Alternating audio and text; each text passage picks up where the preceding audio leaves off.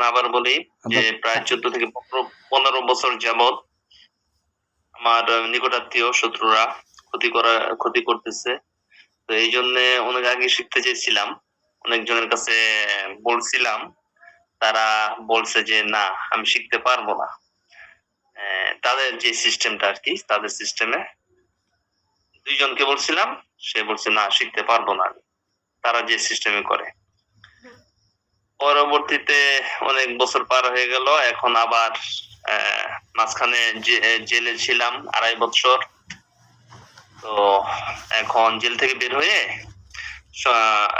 Jail থেকে বের হয়েছে অনেক কষ্টে, অনেক তদবিরের পরে। তো জিন দিয়ে পাহারা দিয়ে হাইকোর্ট, জজ কোর্ট, উকিল, তারপরে উকিল, বিচারক, পিপি সবাইকে জিন দিয়ে পাহারা দেওয়া হয়েছিল যাতে ওদের ক্ষতি করতে না পারে। তারপরে অনেক কষ্টে বের হইতে হয়েছে।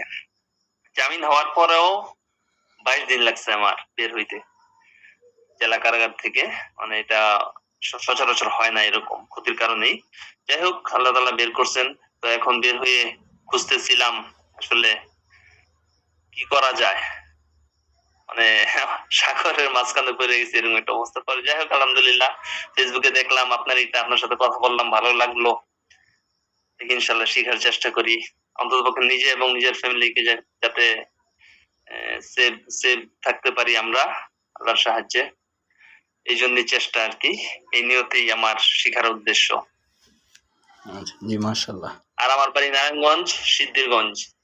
আদমজি যেটা না এটার সাথেই, শীতলক্ষা নদীর পাড়েই। জি জাযাকাল্লাহ খাইর।